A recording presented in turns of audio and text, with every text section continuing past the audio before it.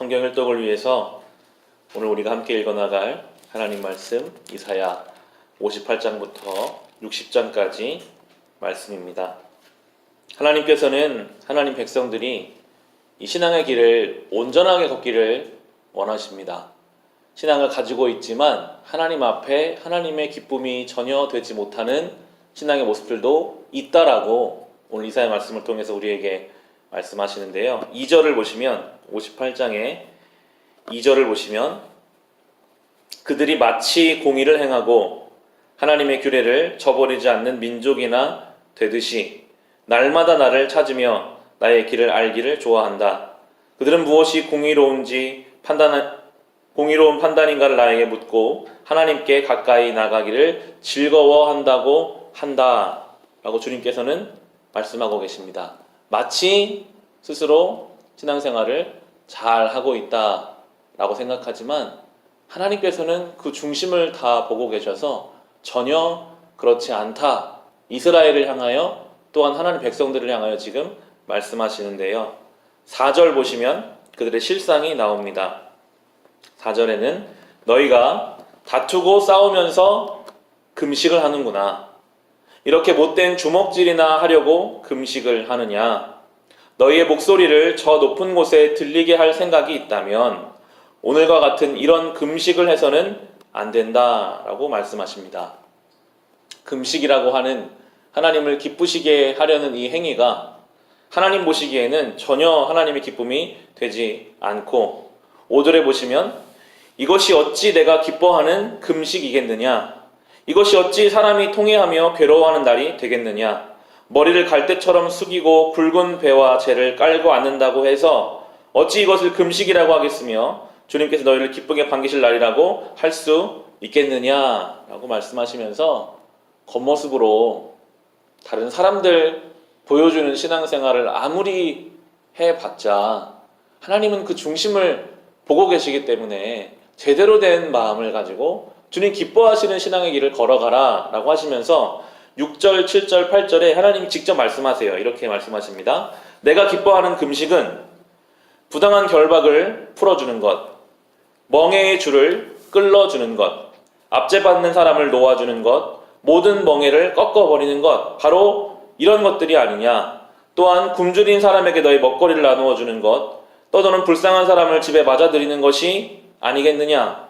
헐벗은 사람 보았을 때에 그에게 옷을 입혀주는 것, 너의 고륙을 피하여 숨지 않는 것이 아니겠느냐. 그리하면 내 빛이 새벽 햇살처럼 비칠 것이며 내 상처가 빨리 나을 것이다. 내 의를 드러내실 분이 내 앞에 가실 것이며 주님의 영광이 내 뒤에서 호위할 것이다 라고 말씀하십니다. 주님 원하시는 신앙생활이요 굉장히 구체적입니다. 예배의 자리에서만 다른 사람들이 보는 종교적인 형식으로만이 아니라 삶의 그 자리에서 하나님이 나를 살게 하신 그 자리에서 내가 보이는 사람들을 돕고 하나님이 기뻐하시는 삶을 사는 것이라고 하면서요. 그렇게 하면 8절에 나오는 것처럼 내 상처가 빨리 나을 것이다. 저는 이 말이 참 와닿더라고요. 이렇게 주님 말씀대로 내 것을 포기하며 살면 힘들 것 같고 더 어려울 것 같은데 주님께서는 그렇게 하면 오히려 너의 상처가 더 빨리 나을 것이다. 주님이 내 앞서 가실 것이며 주님이 내 뒤에서 호위하실 것이다 라고 이것이 신앙을 하나님 보시 합당하게 하는 사람에게 허락되는 하나님의 은혜라고 말씀하시고요. 이어지는 11절에도 주님께서 너를 늘 인도하시고 메마른 곳에서도 너의 영혼을 충족시켜 주시며 너의 뼈마디에 원기를 주실 것이다. 너는 마치 물된 동산처럼 되고 물이 끊어지지 않는 샘처럼 될 것이다 라고 하시면서 이 주님이 기뻐하시는 신앙의 길을 걸어가는 인생이 얼마나 복된 인생이 될 것인지를 말씀하시는데 물된 동산, 끊어지지 않는 샘이 될 것이다 라고 말씀하고 계십니다. 물된 동산과 끊어지지 않는 샘은 많은 생명들에게 생명의 근원이 됩니다. 나 혼자 좋자고 하나님이 우리를 끊어지지 않는 샘으로 만들질 않으세요. 우리에게 하나님의 은혜가 부어지면요 우리를 통해서 이것이 자연스럽게 흘러가게 만드셨어요. 그것이 하나님 나라의 방식입니다. 나만 좋자고 이 신앙의 길을 걸으라 그런 말씀을 하지 않으시죠. 오늘 말씀하시는 것처럼 우리가 받은 그 은혜를 가지고 마치 샘처럼 많은 이들에게 물을 공급하고 동산처럼 많은 이들을 살리는 그러한 하나님의 은혜를 품는 성도의 삶을 살아가라고 이사야서를 통해서 성도가 가야 할 궁극적인 삶의 모습을 우리에게 보여주고 계십니다.